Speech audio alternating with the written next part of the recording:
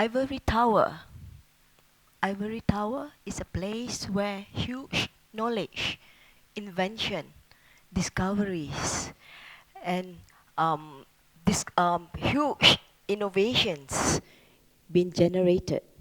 It is a place where it's a place sorry, it's a place where huge minds and intellectuals gather for discussions and talking about what is best for the future. But the question we want to raise here today is, how many of this knowledge, innovations and discoveries from research and science been translated to the community, to the bottom billion? Do you know the answer? The problem is, our government. Okay, thank you. For many decades, our government has been trying to solve the issues of translating science to the bottom billion and trying to elevate poverty in the country. The use of science and technology to elevate poverty in Malaysia. It seems to be a huge gap between the government perception and the public perception. While the government is busy counting the number of training workshops, the number of hospitals being built, the number of doctors being employed, for instance, they fail to count, they fail to observe or even see the profits, the benefits that has been transferred to the public. Often, for many times when we talk about poverty, it is not about without money. It is also about without hope. So how are we going to solve this problem? Many times, the scientists or the government will walk into a village or a community and tell the community what best to do to improve their livelihood. We decide what is best for them because we think we know better. But is that true? Is that feasible? Is that sustainable? Have we ever considered the community's belief, the community's culture, or the community's need? Or even a small matter, do we really consider their comfort zone in the community? Many times we don't. Many times we actually treat them like human guinea pigs. Just because we want to prove our theory is right. Just because we are from the ivory tower, we feel we know better and we know what is best for them. But again, many times we fail, and we fail badly. So how are we going to translate the science and the discovery, the knowledge generated in the ivory tower to the community? Is there a way to do that? As a scientist or a researcher, or we call ourselves academia, many times we always follow standard operating procedure, SOP of problem solving. Step 1, we describe the problem. Step 2, we describe the results we want. And step 3, we gather the information. We move on from step 4, step 5, and so on. But then, at the end of the day, if we follow the SOP, we should be expecting successful results. Am I right? But in actual fact, the sciences still remains in the ivory tower and is not fully translated to the community or the bottom billion. Why? What is wrong here? Are we not following the SOP closely enough? What is lacking here? In actual fact is we do not realize that we are dealing with people. We are dealing with real human beings. And we are dealing with real practical problems on our daily life. And we do not realize that we are also dealing with people who needs hope. We forgot about that. So how do we go? How do we make this a successful? How do we translate the knowledge from the ivory tower down to the bottom billion? We have to put in a few elements. The elements are respect, trust, empowerment, engagement, strength, resources, and most of all, as a scientist, we have to be sincere from our side. From our side, we have to be sincere when we want to transfer our knowledge, not just for the sake of promotion or for the sake of publicity, right? And how do we do that? How do we actually do that? It's not about me or it's not about us. It is about us as a scientist giving back to the community, giving back to the environment. It is about us lending a helping hand in this whole. There must be a sustainable balance between the people, the planet, when in the process of generating an income for a better tomorrow. We cannot just walk into the village and tell the villagers, you do that, you do this. It doesn't work that way. No, it doesn't work that way anymore. We must know their needs. We must know their strength. And we must have mutual respect with them. Without those elements, you can pump in, government can pump in as much as possible.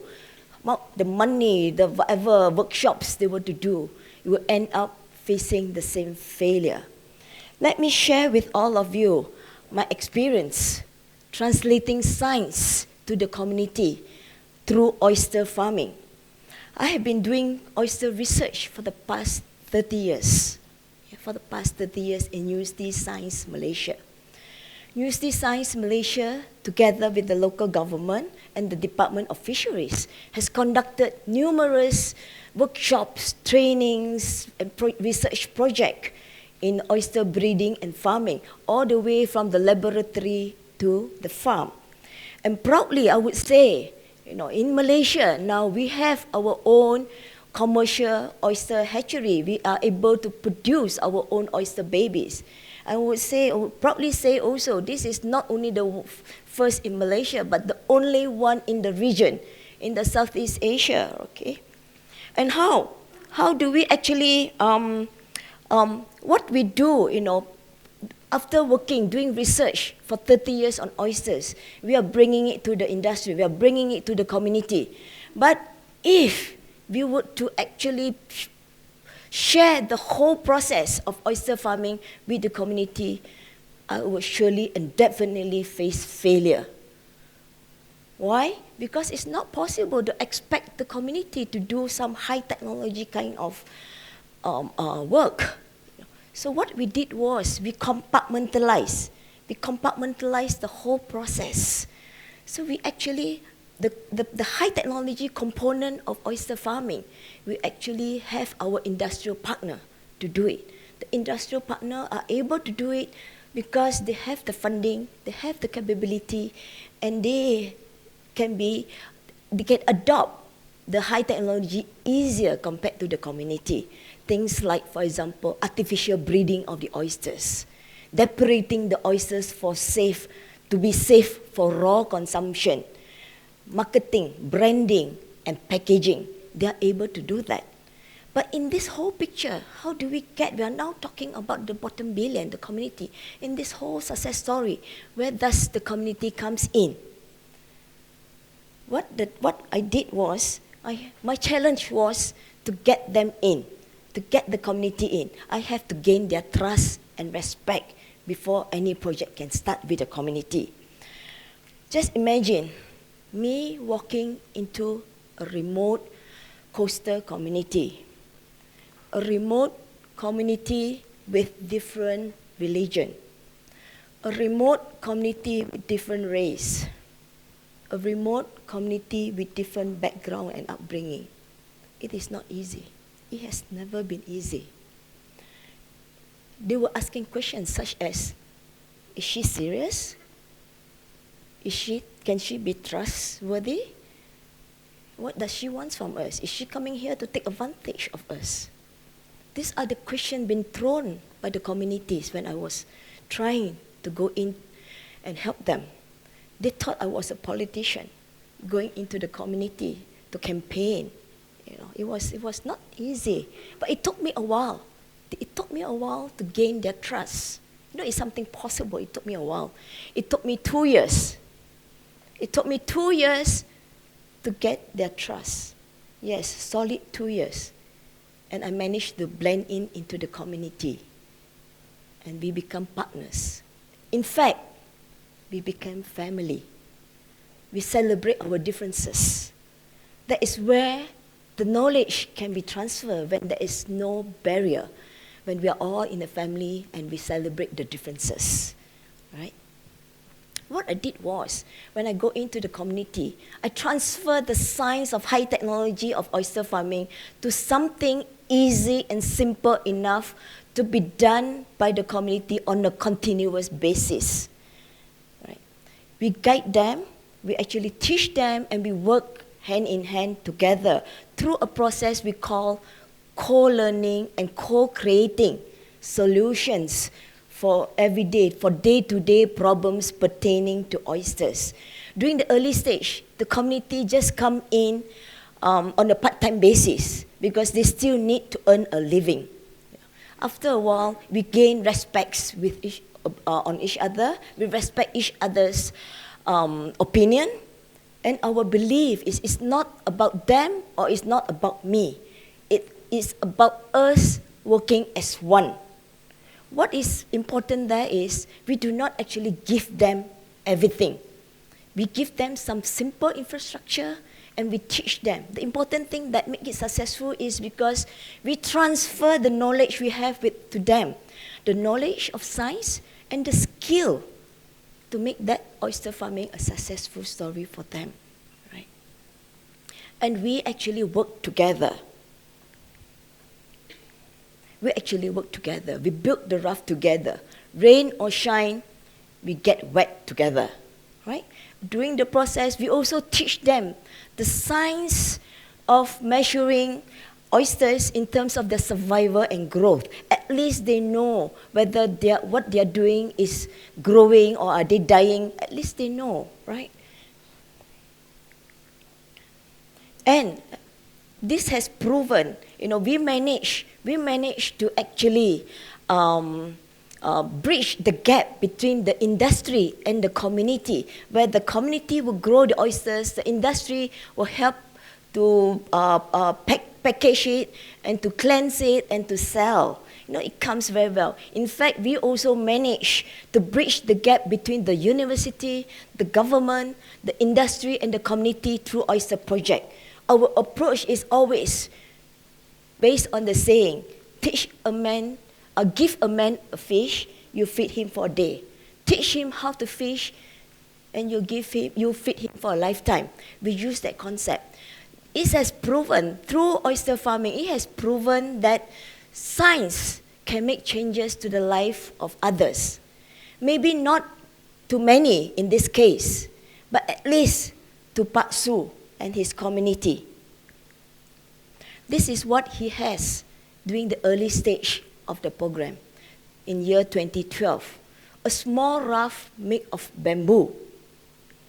And this is what he has today. He has his own business. He is a social entrepreneur now. Science has changed him to a person who doesn't speak a word of English. But now he can actually conduct or brief the visitors or the tourists visiting his farm in English. And he has foreign visitors going into his oyster farming on an everyday basis, right? And you can see what science has made changes. All this can be reflected on the smiles on their faces. This community, before the science go into their community, they are earning of an average of 350 to 500 ringgit per month per household. And now they are able to earn an average between 2,000 to 5,000 ringgit per month. Even the women folks, they are no longer have to stay at home to be just housewife. They are now small entrepreneur, preparing food, operating the restaurant for the farm. All right, and what is important here is the kids, the children of the community, before science go into the community, they have no pocket money to go to school. Now, their parents are able to give each and every one of their children at least 2 ringgit. 2 ringgit might not sound a lot, but to them, it is a different. 2 ringgit for them to bring to school every day. Right. Now, we have about 15 communities, such as APUCEN's community in Malaysia. And I want to share with you something before I end the talk. This is a book wrote by Tony Henry about DIMT. The book is about great ideas and knowledge that cannot be shared or cannot be used or benefit others because it is buried in a cemetery with the people that die. And the message in the story is, do not go to your grave with carrying with you what you have best in you. Choose to die empty. I have chosen to die empty. Please do share your knowledge and make difference in other people's life. Thank you.